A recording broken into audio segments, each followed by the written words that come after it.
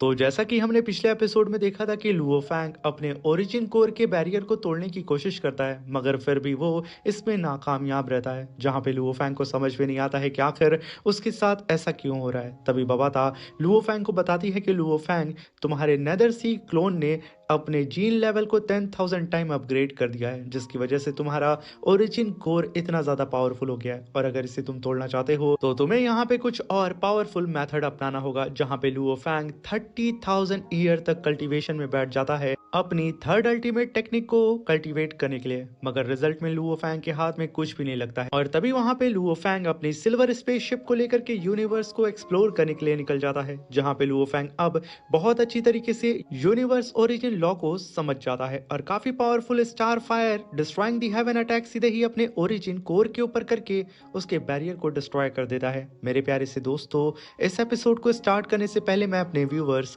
और जिन प्यारे भाइयों ने मेरी पिछली वीडियो पे कमेंट किया है, मैं उन सबको तहे दिल से धन्यवाद कहना चाहता हूँ। साथ में मेरे प्यारे से नए व्यूवर्स, आप भी इसी तरीके से कमेंट कर सकते हैं। मैं आपके कमेंट का स्क्रीनशॉट लेके अपनी नेक्स्ट वीडियो में उसे शो जरूर करूंगा। साथ में मेरे प्यारे से दोस्तों, चैनल पे अगर नए आए हैं तो प्लीज चैनल को लाइक शेयर सब्सक्राइब करके हमें सपोर्ट करें और कमेंट बॉक्स में जरूर बताएं कि आखिर आपको मेरी ये एक्सप्लेनेशन कैसी लगी। और अब बिना देर किए मेरे प्यारे से दोस्तों, इस एपिसोड को हम स्टार्ट करते हैं। इस एपिसोड के स्टार्टिंग में हमें आइस प्रिज्म लॉर्ड को दिखाया जाता है, जो कि यहाँ पे लुओ फैंग की कल्टीवेशन के ऊपर नजर रख रहे होते हैं। और तभी वहां पे लुओ फैंग, जो कि काफी पावरफुल अटैक कर चुका था अपने ओरिजिन कोर के बैरियर के ऊपर, एक धमाके के साथ लुओ फैंग ने अपने ओरिजिन कोर के बैरियर को डिस्ट्रॉय कर दिया था, जहाँ पे काफी बड़ा छेद हो जाता है। और तभी वहां पे लुओ फैंग के बॉडी यूनिवर्स के अंदर यूनिवर्स ओरिजिन लॉ की डिवाइन पावर बहुत ही तेजी से अंदर आने लगती है, जिसकी वजह से यहाँ पे लुओ फैंग अब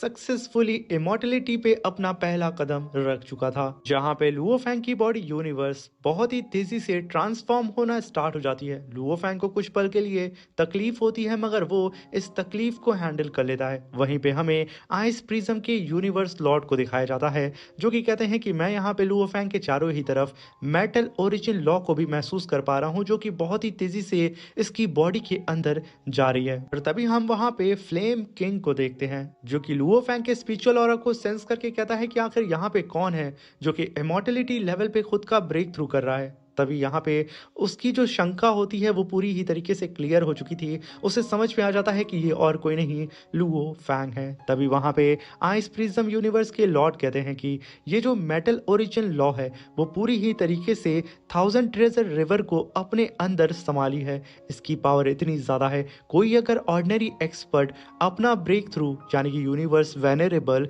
कोई अपना ब्रेक थ्रू करता है तो वो इस मेटल ओरिजिन लॉ का 1% भी समन नहीं कर पाता है। यानी कि लुओ फैंग ने इससे ज्यादा मेटल ओरिजिन लॉ को समन किया था।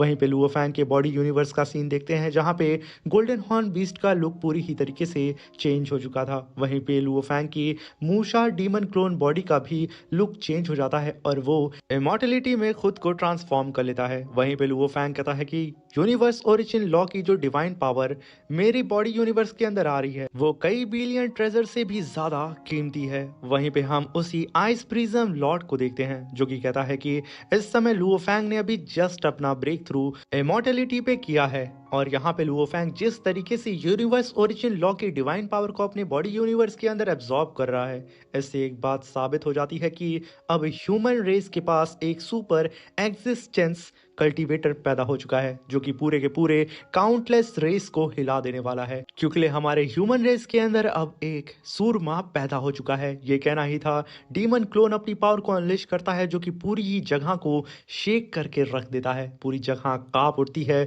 और इस नज़ारे को बैठ करके आइस प्रिज्म के लॉर्ड बहुत ही शांति से देख रहे होते हैं। और वहीं पे लुओ फैंग लगातार यूनिवर्स ओरिजिन लॉ की पावर को अपनी बॉडी यूनिवर्स के अंदर डिवोर किए जा रहा होता है। लगातार बहुत ही भारी मात्रा में डिवाइन पावर उसकी बॉडी यूनिवर्स के अंदर जा ही रही होती है, जैसे कि अभी भी लुओ फैंग का पेट भरा ही ना हो। और ये सब कुछ पॉसिबल हो पा रहा था नेदर सी क्लोन की वजह से। वहीं पे लुओ फैंग की कल्टीवेशन पे पूरी ही नजर उसके टीचर केओस सिटी लॉर्ड भी बना के रखे होते हैं। वो बहुत ही बारीकी से यहाँ पे लुओ फैंग की कल्टीवेशन को ऑब्जर्व कर रहे होते हैं। स्टार्टिंग से लेकर के एंडिंग तक उनकी नजर लुओ फैंग से तो हटी फटी ही नहीं होती है, जैसे कि लुओ फैंग के अंदर उनकी धड़कन बसी हो। और तभी हम वहां पे लुओ फैंग के बॉडी यूनिवर्स का सीन देखते हैं, जहां पे बबाता लुओ फैंग के पास आके खड़ी हो जाती है और वो दोनों ही इस खुशी को सेलिब्रेट करने लगते हैं। मगर तभी लुओ फैंग का बॉडी यूनिवर्स शेक करने लगता है और पूरी ही तरीके से कोलैप्स होना स्टार्ट हो जाता है, जिसे देख करके लुओ फैंग कहता है कि आखिर ये क्या हो रहा है। तभी वहां पे बबाता कहती है कि लुओ फैंग के बच्चे, अभी तूने यहाँ पे अपना इमॉर्टल लेवल पे ब्रेक थ्रू किया है, इस वजह से यहाँ पे तुम्हारा जो इनर वर्ल्ड है वो यहाँ पे इमॉर्टेलिटी की पावर को होल्ड नहीं कर पा रहा है, इसलिए तुरंत इसे स्टेबल करो, वरना अभी नहीं तो कुछ देर के बाद ये पूरा ही इनर वर्ल्ड कोलैप्स कर जाएगा। तुम्हें यहाँ पे लुओ फैंग अपने इनर वर्ल्ड को एक्सटर्नल स्पेस से फ्यूज करना होगा और पावरफुल स्पेस बना करके तुम्हें यहाँ पे अपने इनर वर्ल्ड को ट्रांसफॉर्म करना होगा डिवाइन किंगडम में।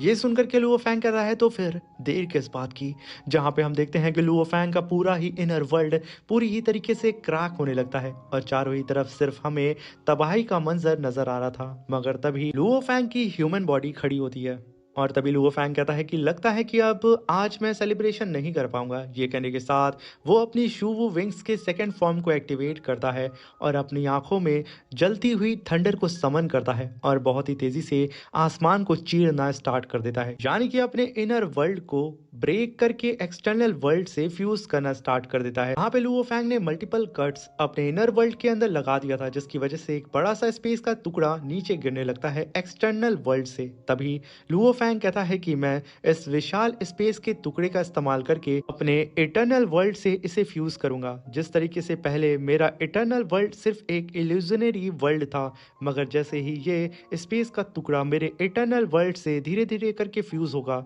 मेरा इटर्नल वर्ल्ड वो पुराना वाला इल्यूजन इटर्नल वर्ल्ड नहीं रह जाएगा, वो बदल जाएगा एक डिवाइन किंगडम में, जो पहले से कई गुना ज्यादा ताकतवर और उतना ज्यादा स्ट्रांग होगा। जहाँ पे हम देखते हैं कि लुओ फैंग का डिवाइन किंगडम अब धीरे धीरे करके बन चुका था। यहाँ पे अब लुओ फैंग कहता है कि मेरा जो ओरिजिन कोर था, जो कि मेरी सबसे बड़ी वीकनेस थी, मगर अब जो कि मेरा ओरिजिन कोर डिवाइन किंगडम से फ्यूज हो चुका है, तो यहाँ पे अब मेरी सबसे बड़ी वीकनेस ये खुद मेरा डिवाइन किंगडम बन चुका है।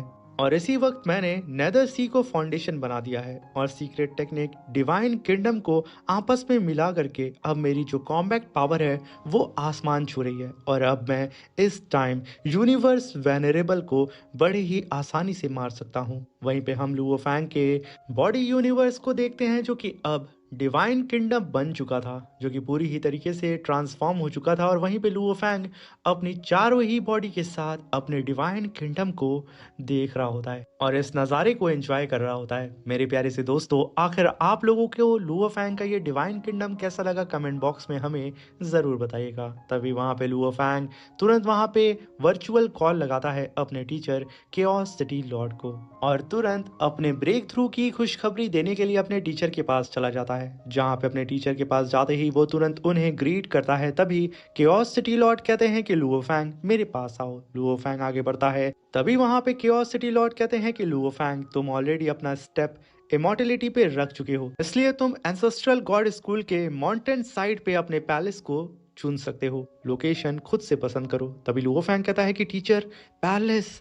ये कहने के साथ वो तुरंत अपने टीचर को थैंक यू बोलता है और तुरंत उन्हें ग्रीट करता है। लुओ फैंग के यहाँ पे खुशी का ठिकाना नहीं होता है कि आखिर उसने यहाँ पे सोचा नहीं था कि उसे यहाँ पे उसके टीचर इतना बड़ा तोहफा देने वाले हैं। तभी लुओ फैंग वर्चुअली ही उड़ते हुए सीधा ही एंसेस्ट्रल गॉड स्कूल के माउंटेन साइड को ऑब्जर्व करने लगता है, अपने लिए जगह ढूंढने लगता है कि वो वहां पे अपने पैलेस को बना सके। अभी वहां पे बबाता कहती है कि अरे ऑडियंस, तुम लोग परेशान ना हो, मैं बता रही हूँ। जैसा कि जब कोई कल्टीवेटर इमॉर्टल लेवल पे अपना ब्रेक थ्रू करता है तो उसे माउंटेन साइड पे अपना बेस बनाने का मौका मिलता है और ये मौका यूनिवर्स वेनरेबल्स को मिलता है।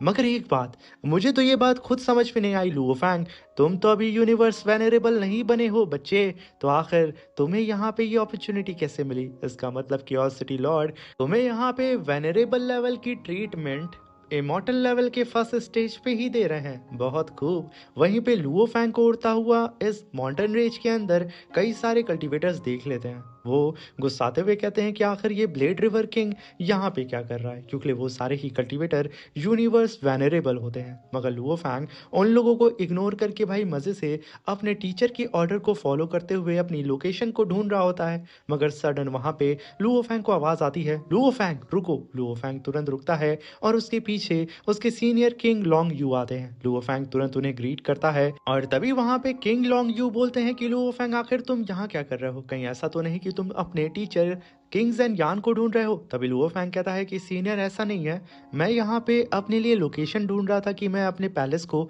बना सकूं। ये सुनकर के किंग लॉन्ग यू कहते हैं कि क्या तुम यहाँ पे लोकेशन ढूंढ रहे हो अपने पैलेस को बनाने के लिए, तुम्हारा दिमाग तो खराब नहीं हो गया है? तुम्हें सबसे पहले इमॉर्टल से और हमारे एंसेस्ट्रल गॉड स्कूल के सीनियर से परमिशन लेनी पड़ती है, फिर जाकर के तुम अपने पैलेस को बिल्ड कर सकते हो। तभी लुओ फैंग कहता है कि सीनियर वो क्या है ना। ये कहने के साथ लुओ फैंग उन्हें ग्रीट करता है और कहता है सीनियर वो ये सारी अरेंजमेंट मेरे टीचर केओस सिटी लॉर्ड ने ऑलरेडी कर ली है, उन्होंने मुझसे सिर्फ कहा था कि मैं माउंटेन रेंज के अंदर जाकर के लोकेशन को ढूंढ लूं और बस मैं वही कर रहा था। तभी वहां पे किंग लॉन्ग पू कहते हैं अच्छा अच्छा ठीक है, तुम यहाँ पे अपना टाइम ले सकते हो, जितना मन करे उतना समय ले लो। ये कहने के साथ वो तुरंत वहां से 9 2 11 हो जाते हैं और तभी लुओ फैंग उड़ता हुआ सीधा ही इस माउंटेन रेंज के कॉन्फ्रेंस हॉल की ओर रवाना हो जाता है, जहाँ पे कुछ ह्यूमन कल्टीवेटर लुओ फैंग को देख के कहते हैं कि आखिर इस जगह पे लुओ फैंग क्या कर रहा है, ये जगह तो यूनिवर्स वेनरेबल की है, तो आखिर इसे इतनी स्पेशल ट्रीटमेंट कैसे मिल रही है,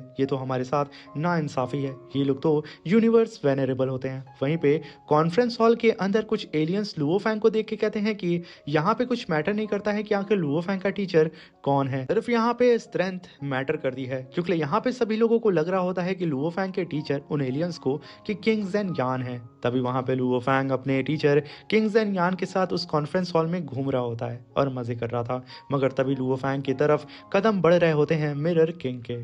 तभी वहां पे किंग्स एंड यान और लुओ फैंग जैसे ही उस कॉन्फ्रेंस हॉल के मिड में आके खड़े होते हैं, उनके सामने मिरर किंग आ जाता है और उसे देख करके वहां पे तुरंत लुओ फैंग के टीचर किंग्स एंड यान कहते हैं कि आखिर तुम यहाँ पे क्या कर रहे हो, कहीं ऐसा तो नहीं कि तुम फिर से यहाँ पे मुझसे पिटने के लिए आ चुके हो। मगर तभी वहां पे लुओ फैंग अपने टीचर को शांत करता है और उन्हें पकड़ के कहता है कि टीचर इससे बोलने तो दें, आखिर ये यहाँ आया क्यों है। तभी वहां पे मिरर किंग लुओ फैंग को ग्रीट करते हुए कहता है कि ब्रदर ब्लेड रिवर किंग, तुम यहाँ पे इमॉर्टलिटी पे अपना ब्रेक थ्रू कर चुके हो, इसलिए मैं तुम्हें बधाई देने के लिए आया था। तभी लुओ फैंग कहता है कि तुम यहाँ पे मुझे बधाई देने के लिए आए हो, मगर इससे पहले तुम मुझे मारने में नाकामयाब हो गए थे, तो कहीं ऐसा तो नहीं इस बधाई के पीछे तुम मुझे हरास करना चाहते हो या फिर तुम्हारा कोई और प्लान है। तभी मिरर किंग कहता है कि चलो फिर सीधे पॉइंट पे आते हैं, जैसा कि मेरी आदत है ब्लेड रिवर किंग, मैं तुम्हारे साथ लाइफ एंड डेथ बैटल लड़ना चाहता हूँ, क्या तुम मुझसे फाइट करना चाहोगे। अब ये यहाँ पे बड़ा ही एटीट्यूड में लुओ फैंग को चैलेंज कर रहा होता है। तभी लुओ फैंग कहता है कि क्या वर्चुअल स्पेस में तुमसे लड़ना होगा।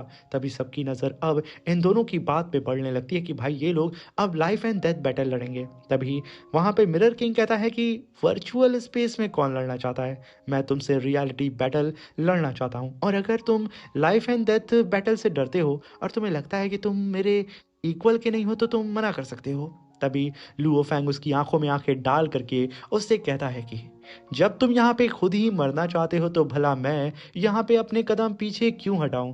जब तुम ख्वाहिश करके बैठे हो मेरे हाथों से मरने के लिए, तो मैं इस ख्वाहिश को पूरा करूंगा।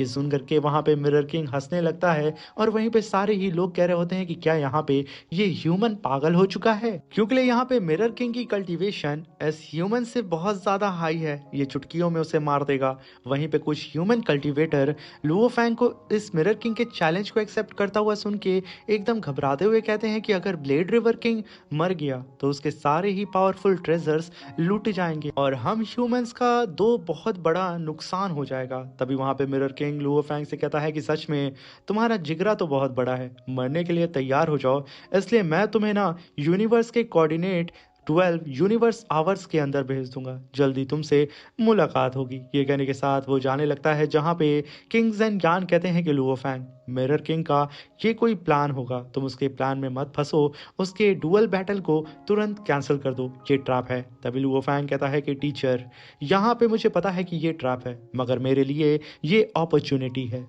क्योंकि यहाँ पे टीचर मैं इस बैटल में ये प्रूव करना चाहता हूँ इस पूरे ही वर्ल्ड, इस पूरे ही ब्रह्मांड के सामने कि आखिर यहाँ पे टीचर आपके डिसाइबल की ट्रू स्ट्रेंथ क्या है?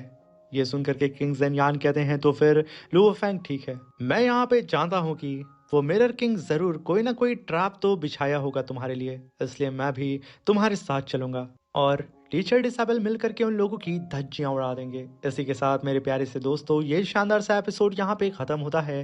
वीडियो अच्छी लगी हो तो प्लीज चैनल को लाइक शेयर सब्सक्राइब करके हमें सपोर्ट करें। Thank you for watching, bye bye, take care.